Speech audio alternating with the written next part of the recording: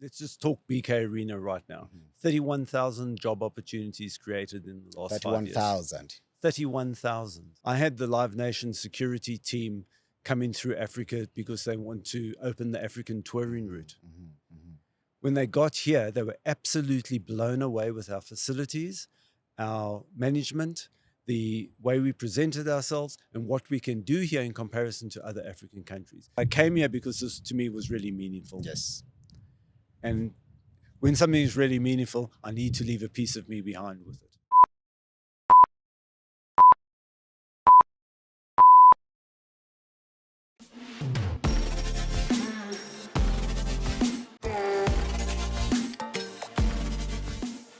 Hello, and you're welcome to yet another episode of The Context by the New Times.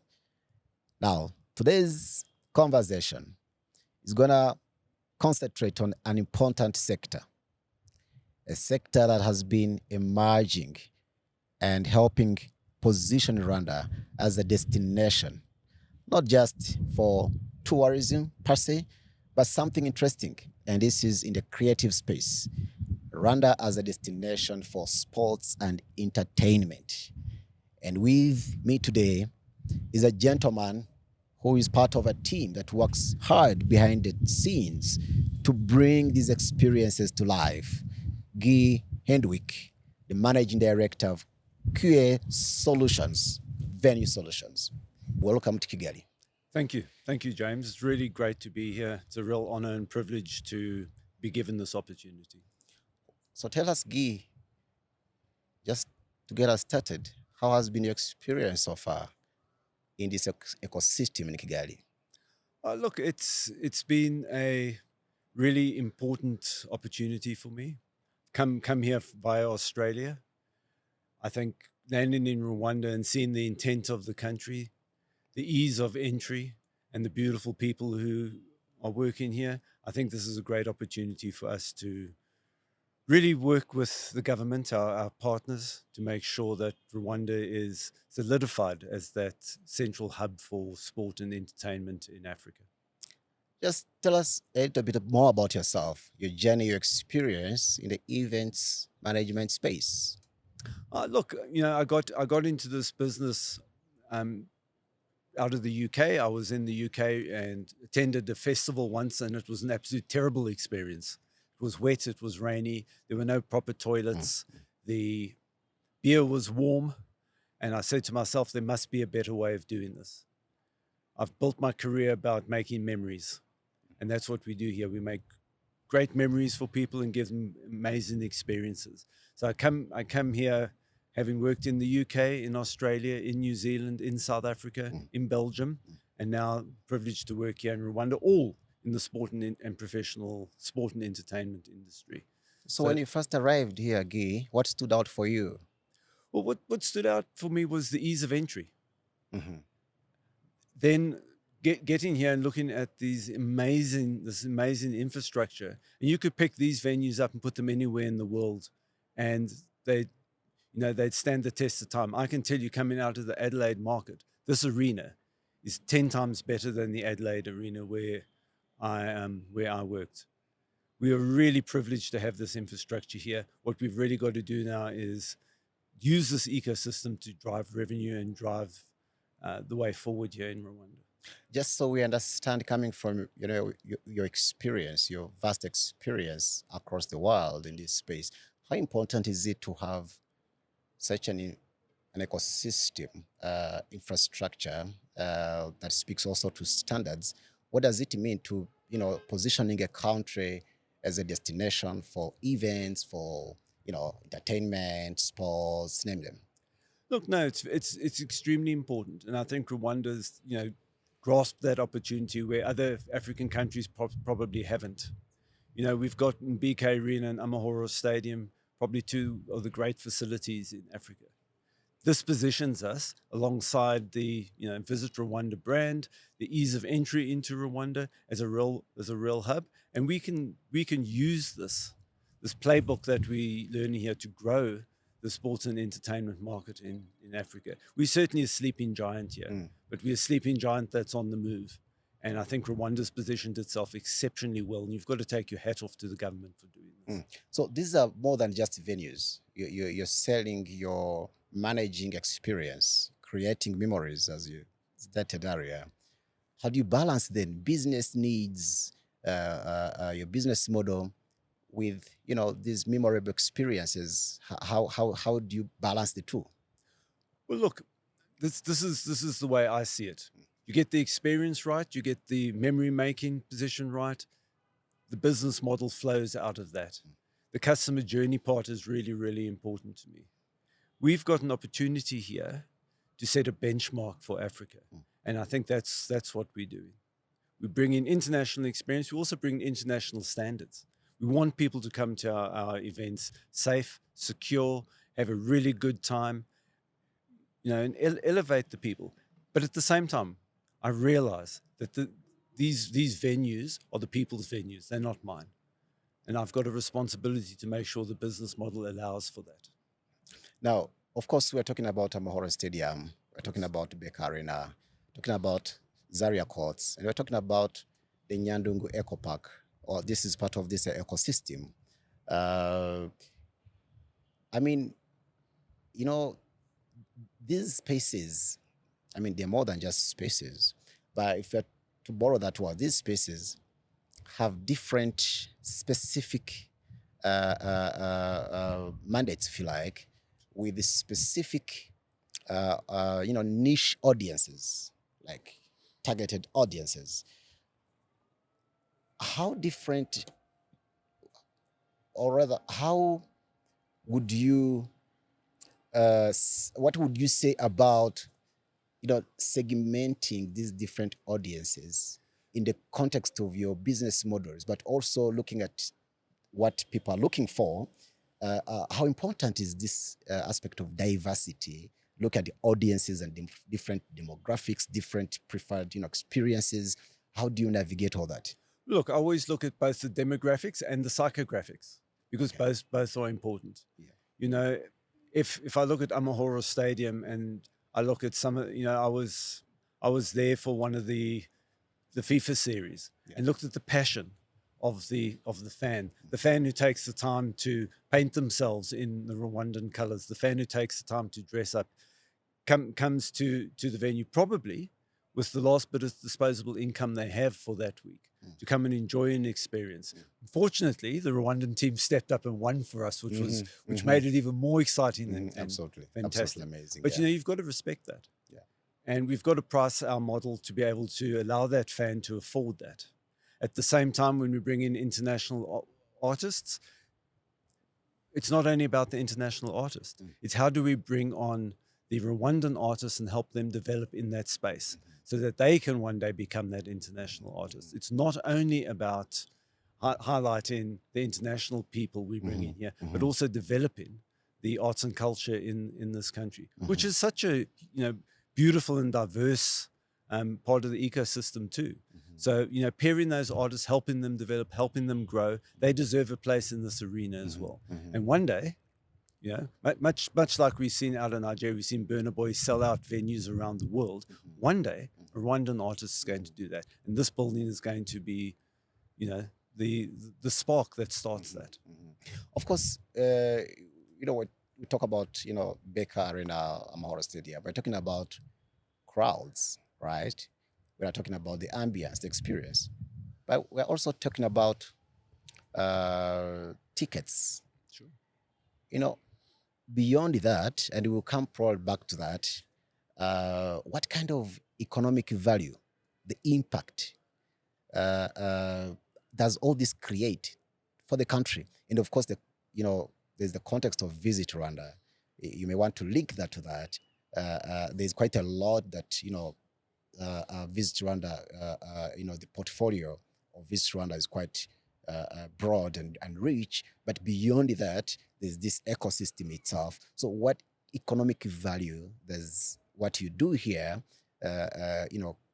QS venue solutions and are doing to impact the economy. And by the economy, of course, we're talking about jobs as well, the opportunities, the various value chains, that are linked to this emerging ecosystem.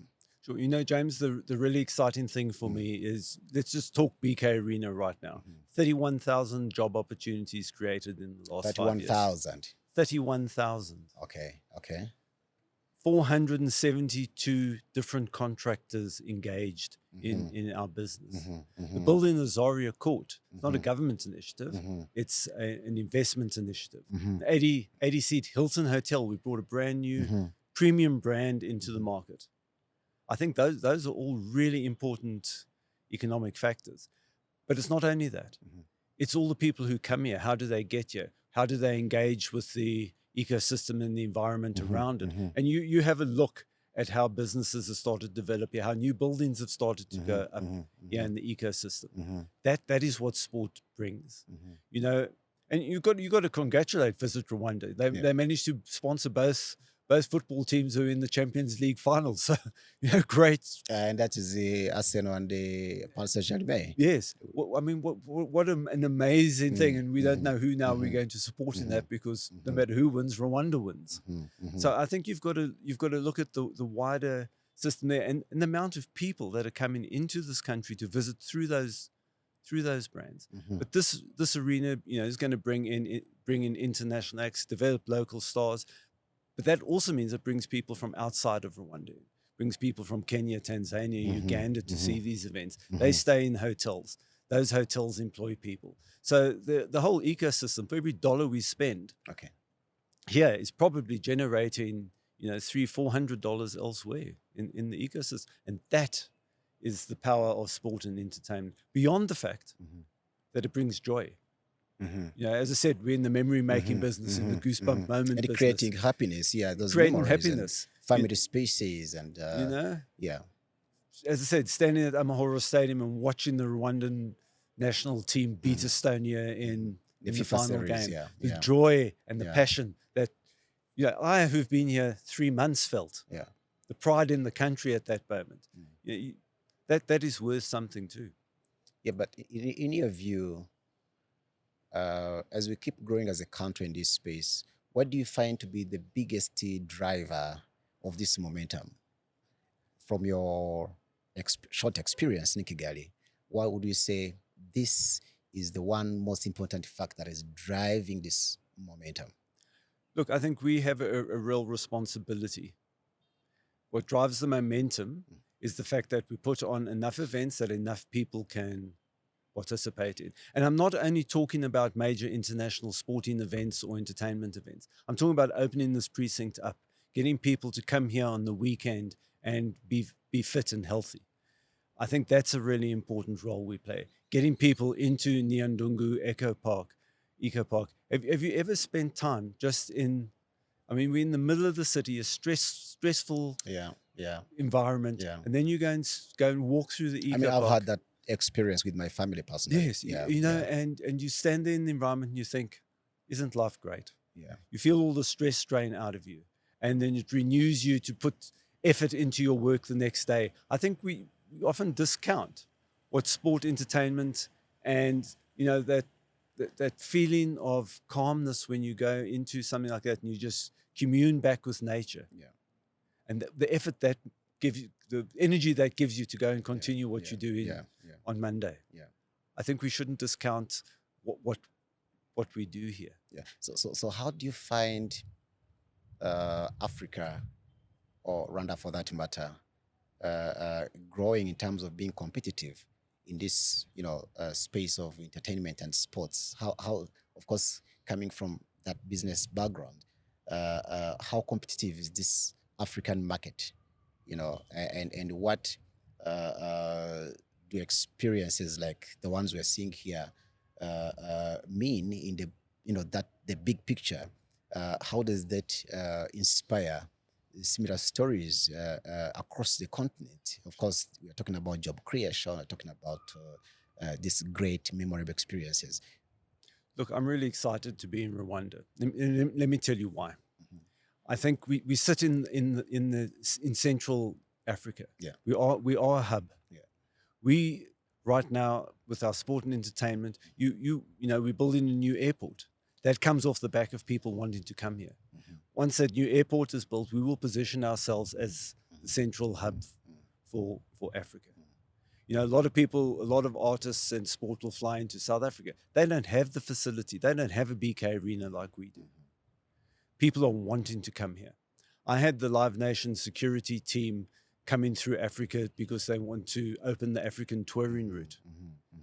When they got here, they were absolutely blown away with our facilities, our management, the way we presented ourselves, and what we can do here in comparison to other African countries. So we are ahead of the game here, and we need to keep ahead of the game.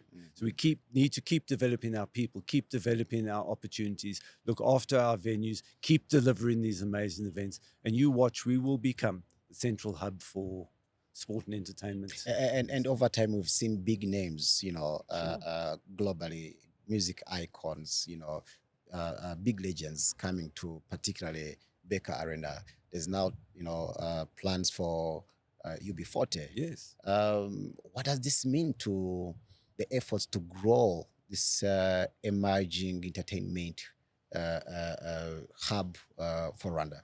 Look, UB40 is huge. You know, you're talking people who've sold over 100 million records. Old term nowadays because we stream, but over 100 million records worldwide. And they're coming here to Rwanda, to BK Arena to deliver a show. That's an amazing tick in the box for this country.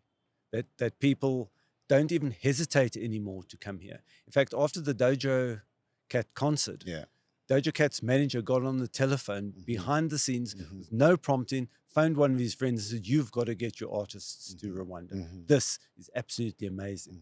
And it's not only amazing from the fact of the venue, it's amazing from the way they were welcomed, amazing the way the crowd welcomed them and enjoyed themselves, and the highlight of the show. The highlight of the show is the people. Yes. You know, you can put the biggest artists on here if you don't have that crowd energy, and that's what Africa brings, in particular the Wonder. What has been the feedback of these big names that are performed at the Baker Arena, for instance? Look, you know, we've been very fortunate in that we've had some really big names play here. They've all thoroughly enjoyed it, and the fact that they keep coming shows you that they honestly believe in what we're doing here. I have never been in a country, and I mean this genuinely. Come out, this country feels to me the same safety level as New Zealand. In fact, even safer. I've never felt concerned here. I felt more concerned with artists in Australia, more concerned with artists in the UK than I have felt here. Rwanda is a safe, beautiful, secure country with wonderful people who are growing and developing the sports and entertainment market. And, you know, I think the brand Rwanda is very, very strong in the world right now, especially in the sport and entertainment sector. Of course, as an events management, you've also been, expanding and growing to other markets, Uganda, Kenya, Benin, Nigeria. How different are these markets compared to, let's say, Kigali? Look, I'm not going to say that they. What I will say is Rwanda is an easy, intentional place to work. Okay. The skill set that we are growing here is a real opportunity to be exported to other markets. We are already in some of those other markets, and I'm sure you saw in the press that we have signed a contract to build an arena and Zaria Court in Kenya. We've done that on the back of the success that it's been here in Rwanda.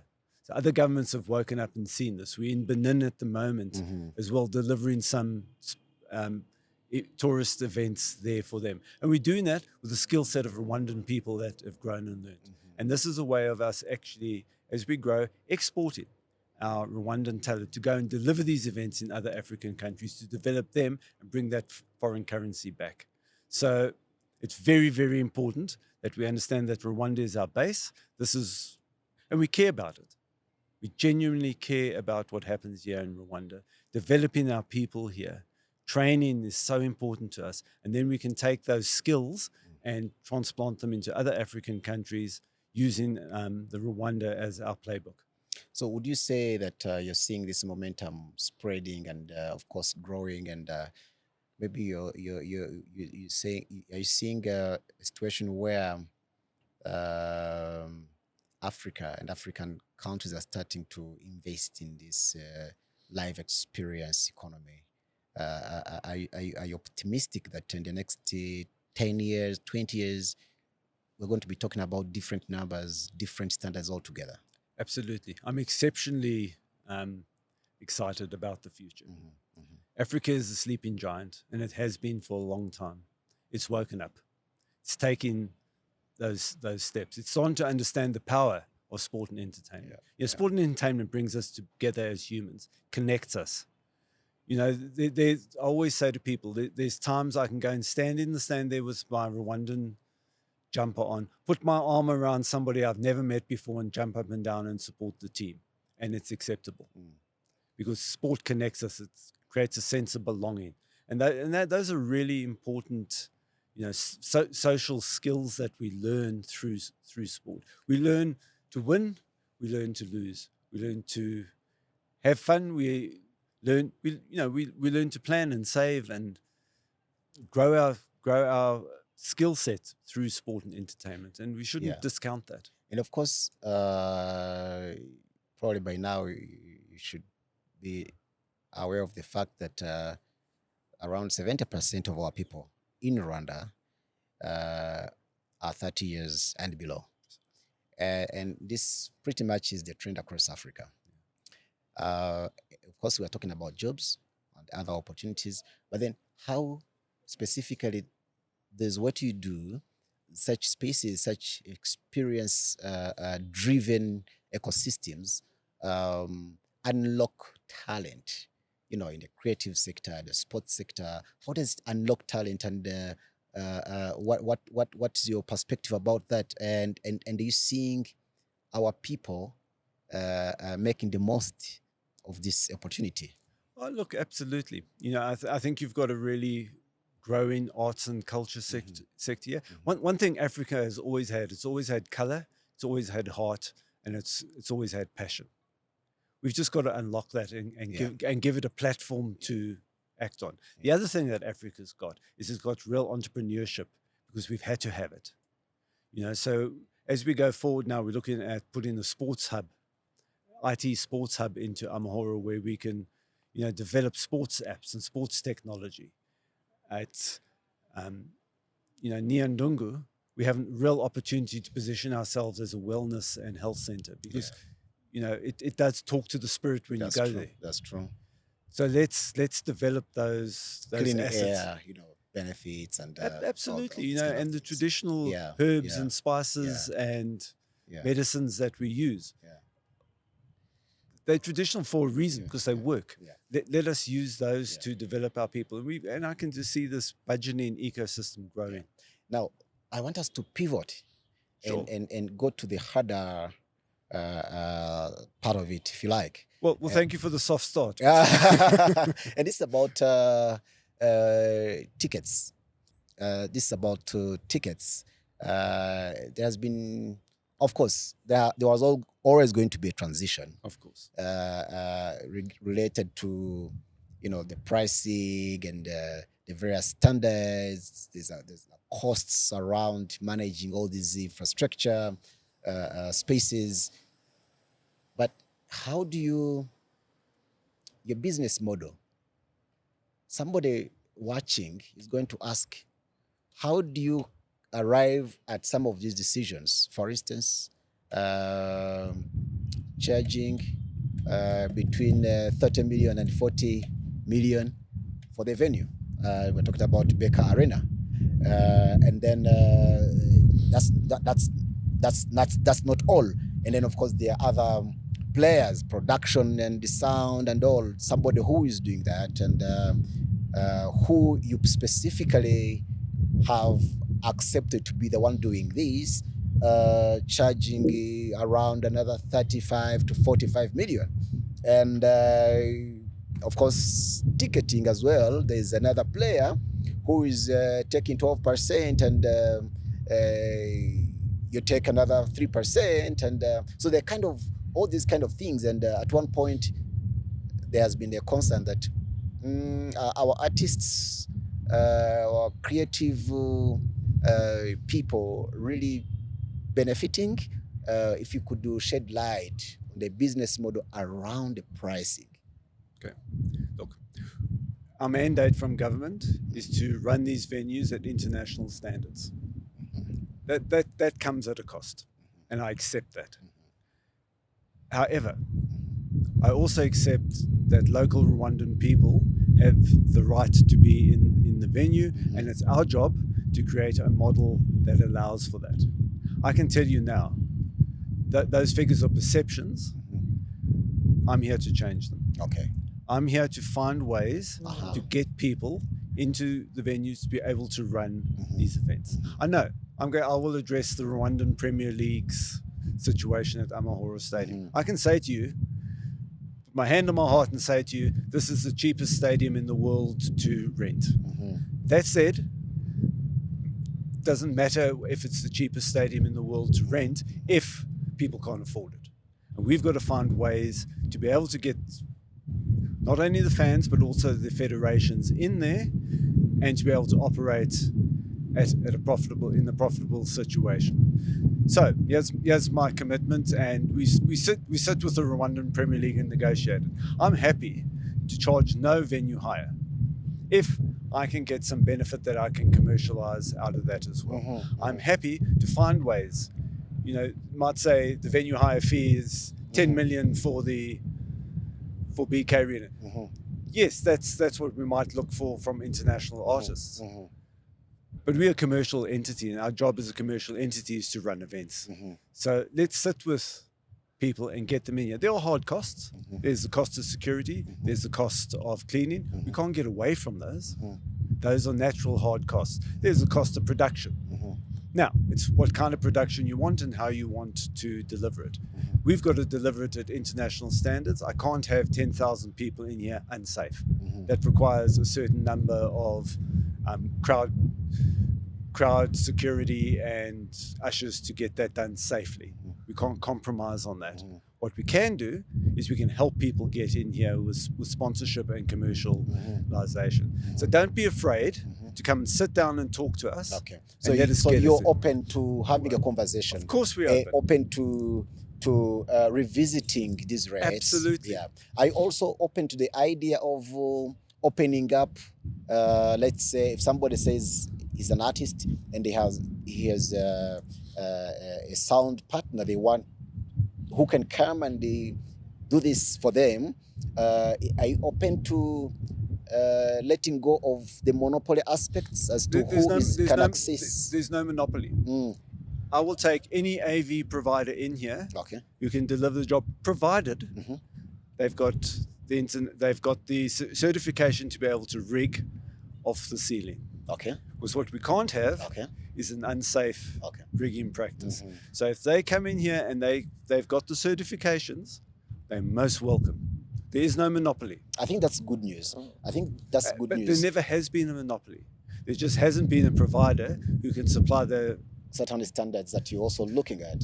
The standards we are required by law, by the government, the international standards. So if you've got a rigging license, no problem. Yeah. So from your conversations with these different players, especially the local stakeholders, are you getting a sense that this model, this approach, people are getting to understand that they are ready for this transition, and are you open to, again, as you're suggesting, I like the fact that you're saying we're open to having a conversation around this to see what works for everyone. It has to be a win-win for everyone. Absolutely. I mean, the facilities are there and they have to be used, and people have to come and enjoy themselves. So what is your sense of, from your recent engagements with these local stakeholders? I think the conversation is starting to move in the right direction. Okay. You know, I think what's really important, we're no different from a hotel or an airplane. Once the airplane's taken off, the seats that aren't sold. You can't go back and sell. Same with the hotel. Same with this venue. If today we have no event in this venue, I can't sell it again. So I'd rather find a way of making the event happen. Now, that said, we do over 180 days of events with pack-ins, pack-outs. I want to grow that. I want to grow that to 225 event days per year. So let's sit down and have those discussions. Come and talk, but come with an open mind and come prepared to, find a way of making this work together. Guy, listening to what you're saying and the passion that you bring into this, you're building more than just experiences. You're also building a legacy. What legacy are you looking to leave behind in this space? Yeah. I'm looking to leave behind a thriving sports and entertainment industry and wellness and health industry at Nyandungu. I have a real passion that I never come somewhere if I'm not going to leave some part of me behind. So I want to make a difference here. I've come to make a difference. I've left my family in Australia. My wife's in the middle of her PhD, so she couldn't come. She just finished visiting me now. So I came here because this, to me, was really meaningful. Yes. And when something is really meaningful, I need to leave a piece of me behind with it. So I'm really looking forward to growing the business here, establishing Rwanda as the place to be, and hopefully Rwanda will treat me well. And what would you say, one word that you would say to an aspiring or up-and-coming artist who wants to fill up, Baker Arena in the next 1 year or 2 years or 3 years? What would be that one word you want to tell them, to speak to them? Look, you've got a marvelous opportunity. You've got some of the best facilities, in fact, the best facility in Africa. Go for it. Don't hold back. Give it a go. Come and have a try. Take a risk, as we will take. We take risks all the time to ensure we bring artists here. You come and take a risk with us, and let's see how it goes together. And one more experience would you want to have in Rwanda? 3 months after your arrival, what is that one more experience you would want to have in this capital? Look, I'm dying to see the gorillas. Oh, that's outside of Kigali. Yes. I'm dying to see the gorillas. That's the northwest. Really, but I'm not allowed to until my wife comes with me to see them, because my wife's an animal behaviorist. Studying, doing her PhD, and she absolutely loves animals. But I'd love to go. I've been out to the lakes, to Lake Kivu. What an amazing place, man. How lucky are we to live in paradise? One more thing about the climate. It's perfect. The climate is between 22 and 27 degrees every day of the week. You can't beat that. Guy, thank you so much for making the time to speak to us and to engage on these important developments. And I want to wish you well. I'm happy to learn that so far the impression is good and you're enjoying yourself here.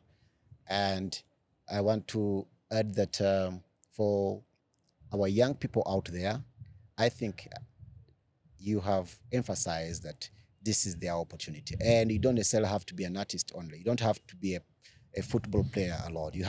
There's quite a lot. You could be an entrepreneur, young entrepreneur, looking to tap into this emerging ecosystem. Thank you so much for sharing your thoughts. And we are looking forward to seeing this vision coming to life every single day. We are looking always to the next big concert at Baker Arena. And I want to wish you all, thank you so much for coming to The Context by The New Times. And I want to wish you all the best. Thank you so much. Thank you, James. Really appreciate it. There you have it. You've heard from the horse's mouth.